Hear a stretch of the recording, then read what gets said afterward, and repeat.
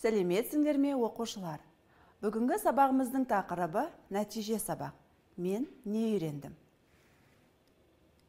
Бүгінгі сабақта мәтіннің тақырыбы мен негізгі ойын анықтайсыңдар. Мәтін мазмұны бойынша пікір білдіруге бағытталған сұрақтар құрастырып, оларға жауап бересіңдер. Берілген мәтінді бірге оқиық. Сонау оңтүстіктен ұшып шыққан қара торғай ағаш басына орнатылған үйшігіне биыл да шаршап шалдығып әрең жетті. Оның бұл үйшікті меншіктеніп, балапандарын ұшыра бастағанына да 5 жыл өтті. Күн суыта оңтүстікке ұшып кетіп, әр көктем сайын қайтып оралу қашанғы әдетіне айналған. Жылы жақтан туған өлкеге жету үшін асқар таулар мен шалқар көлдерді, аңызақ аптап шөлдерді ұшып өту қиынның қиыны. Көңілін қуаныш кернеп отырған оның қасына қарға ұшып келіп, сәлемдесті де, азып тозып қайта оралғанша, мәңгі жаз өлкесінде неге қалып қоймайсың? Саған таң қаламын, тіпті жаным ашиды, деді қамқорсып. Туған жерге деген сағыныш жүрегімді кернегенде, қанатыма қуат, жанарыма шуақ толып кетеді. Отан, оттандастық деген емес пе? Деп дүр сілкінген қара торғай шаттанып сайрай жөнелді. Мәтінде жұлдызшамен берілген сөздердің мағынасын біліп алайық. Аңызақ аптап, ыстық жел. Кернеу, толу, сыймай кету, шаттану. Мәтінге тақырып таңдаңдаршы. Елге сағыныш, немесе қара торғай мен қарға. Мәтінге сәйкес келетін тақырып елге сағыныш. Мәтін не туралы? А. Қара торғай мен қарға туралы. Ә. Туған жерге деген сағыныш туралы. Б. Қара торғайдың үйшігі туралы. Дұрыс нұсқа Ә нұсқасы. Туған жерге деген сағыныш туралы.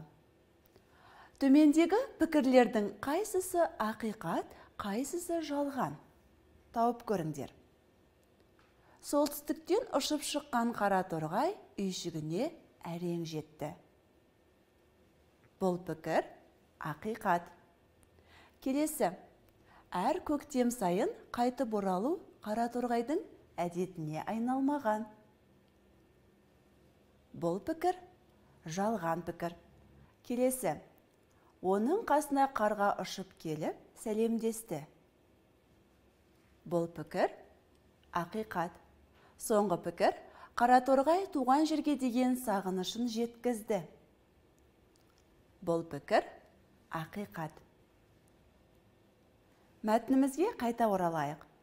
Мәтіннің негізгі ойы болатын бөлікті тауып оқыңдар. Бұл бөлікті көшіріп жазып алыңдар. Туған жерге деген сағыныш жүрегімді кернегенде, қанатыма қуат, жанарыма шуақ толып кетеді. Отан, оттандастық деген емес пе? Деп дүр сілкінген қара торғай шаттанып сайрай жөнелді. Балалар, мұндағы мақалды қайта оқиық. Отан, оттандастық. Сөз таптарына талдайықшы. Отан, зат есім, ыстық, сын есім болады. Әр қатардағы берілген сөздерден сөйлем құрастырыңдар. Орманға көктемде біз бардық. Біз көктемде орманға бардық. Келесі, көтерілді күн. Күн көтерілді. Соқты самал жел. Самал жел соқты. Ән ағаштар салып тұр.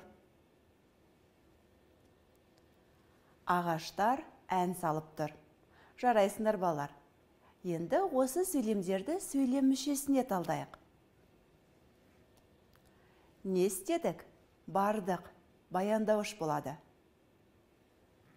Кім бардық? Біз бардық. Біз бастауыш. Қайда бардық? Орманға бардық. Орманға тұрлаусыз мүше. Қашан бардық? Көктемде бардық. Көктемде тұрлаусыз мүше болады. Келесі. Не істеді? Көтерілді. Баяндауыш. Не көтерілді? Күн көтерілді. Күн бастауыш болады. Қайтты, соқты. Баяндауыш. Не соқты? Жел соқты. Жел бастауыш. Қандай жел? Самал жел. Самал тұрлаусыз мүше. Не істеп тұр? Ән салып тұр. Баяндауыш болады. Нелер ән салып тұр? Ағаштар ән салып тұр. Ағаштар бастауыш болады. Балалар, осы сөйлемдерді жалаң және жайылма сөйлемдерге ажыратыңдар. Мұндағы күн көтерілді, ағаштар ән салып тұр, жалаң сөйлем болады. Біз көктемде орманға бардық, самал жел соқты. Бұлар жайылма сөйлемдер. Келесі берілген диалогтерді бірге оқиық. Көшіріп жазыңдар. Аян, сен әліпбиді жатқа білесің бе? Я.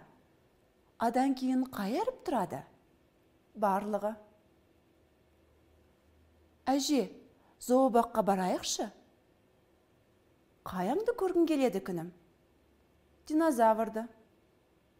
Балалар, диалогтерден қаратпа сөздерді табыңдаршы. Бірінші, аян. Келесі, әже. Күнім. Бәрекелді балалар.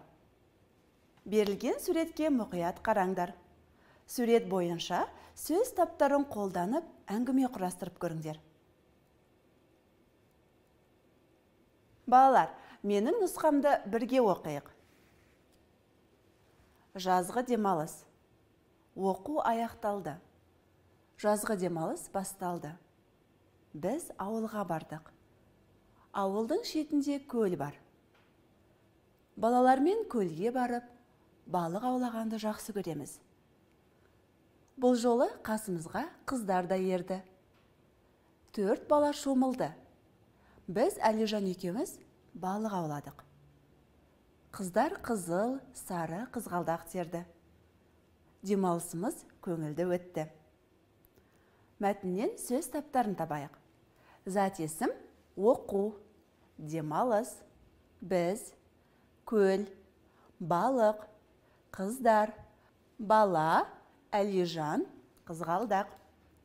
Етістіктер аяқталды, басталды, бардық, барып, жақсы көреміз, ерді, шомылды, ауладық, терді, өтті.